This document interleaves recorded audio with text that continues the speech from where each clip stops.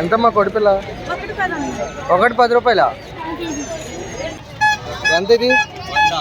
100 రూపాయల అన్న. ఎంతవి జత?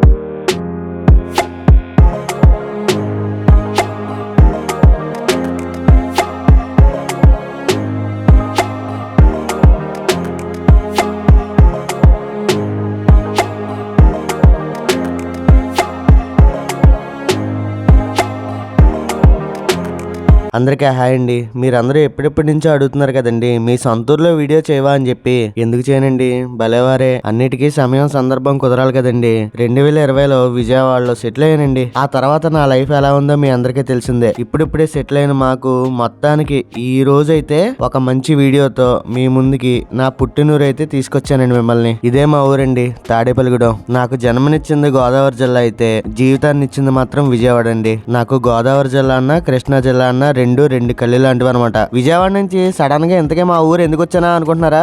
డిసెంబర్ వచ్చిందంటే చాలండి గోదావరి జిల్లా అంతా మోత మోగిపోద్ది. ఎందుకనుకుంటున్నారు? సుబ్రహ్మణ్యం షష్ఠి కదా. మరి నాకు తెలిసి అత్తిలి కైకరం తర్వాత గుడుల్లోనే పెద్దదండి షష్ఠి అయితే. కాలవగట్టంట పక్కనే శివాలయం ఉంటది కదా, ఈ శివాలయం దగ్గరే పెడతారండి. నా చిన్నప్పటి నుంచి చూస్తున్నానండి, ఏ కొట్లు ఎక్కడ ఉండాలో ప్రతి సంవత్సరం అక్కడే ఉంటాయండి. చూసారా, షష్ఠి వచ్చిందంటే చాలు జీళ్లు, ఖర్జూరాలు, నూపప్పు జీళ్లు ఒకటా రెండా రకరకాలుగా ఉంటాయండి. జీడి చూసారుగా ఎలా తయారు చేస్తున్నారో, అది తయారైన తర్వాత ఇలా ముక్కలుగా కొట్టి అమ్ముతారండి. ఇంకా ఖర్జూరాలు అంటారా, ఉత్తప్పుడు ఖర్జూరాలు కొనుక్కుంటే ఒక టేస్ట్ ఉంటాయండి, కానీ షష్ఠిలో ఖర్జూరాలు మాత్రం అదిరిపోతాయండి. ఖర్జూరాలు మాత్రం రేట్లు బాగానే అనిపించినాయండి నాకు. పావు కేజీ 30 రూపాయలు. అదే జీడి అనుకోండి మామూలు 50 అంట పావు కేజీ. నూపెప్పు వేసినవి అయితే 80 రూపాయలు అంటండి పావు కేజీ. నేను ఆఖరిసారి షష్ఠికి ఎప్పుడు వెళ్ళాను అనుకుంటున్నారు? 2019లో వెళ్ళానండి. అప్పటి నుంచి మళ్ళీ ఇప్పుడు దాకా కుదరలా. షష్ఠికి వెళ్ళే అంత టైము, షష్ఠికి వెళ్ళి తిరిగే అంత డబ్బులు మనకెక్కడ ఉన్నాయండి? మనకు అన్ని కష్టాలేగా ఈ గ్యాప్ లో. అన్ని బాగున్నప్పుడు కూడా షష్ఠి చూడపడితే ఎలాగండి? ఇంకంతకే విజయవాడ నుంచి నేను పావని వచ్చేసాం. కరోనా ముందు మాత్రం అండి జనాలు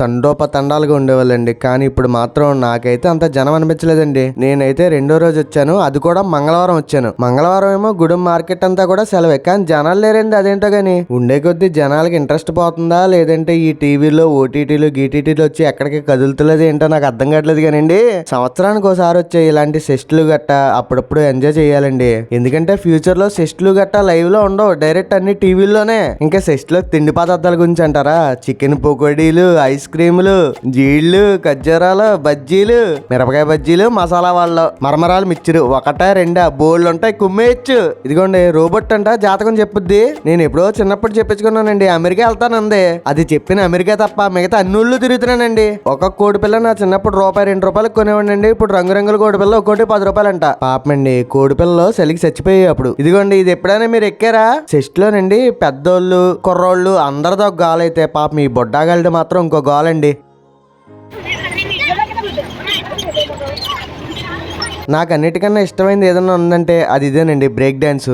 giant wheel, Columbus, break dance, ఇది ఏది ఎక్కుదాం అనుకున్నా సరే ఏదైనా సరే ముట్టుకుంటే 100 అంటండి. అదే కరోనాకు ముందు అనుకోండి 40, 50, గట్టిగా అయితే 60 రూపాయలు అయితే అయిందిలేండి. దాని ఎంజాయ్మెంట్ దానికి ఉంటది అంతేనా? కానీ మిగతా ఊళ్ళో షష్ఠుల గురించి నాకు పెద్దగా తెలియదు కానండి, ఒక అత్తిలి కైకరం తప్ప గుడుల్లో మాత్రం ఈ బ్రేక్ డాన్స్ గానీ, జైంట్ వీల్ గానీ, కొలంబస్ గానీ నా చిన్నప్పటి నుంచి ఎక్కడైతే ఉన్నాయో అదే ప్లేస్ లో ఉంటాయండి. ఇప్పుడు కూడా ప్రతి సంవత్సరం షష్ఠిలో ఇంకా అదే ప్లేస్ లో కేటాయిస్తారనుకుంటా. నేను ఎక్కుదాం అనుకున్నాను కానండి ఈసారి ఎందుకో ఎక్కబుద్ధి కాలేదు. కానీ ఎక్కిన వాళ్ళు చూస్తా అయితే ఎంజాయ్ చేశానండి.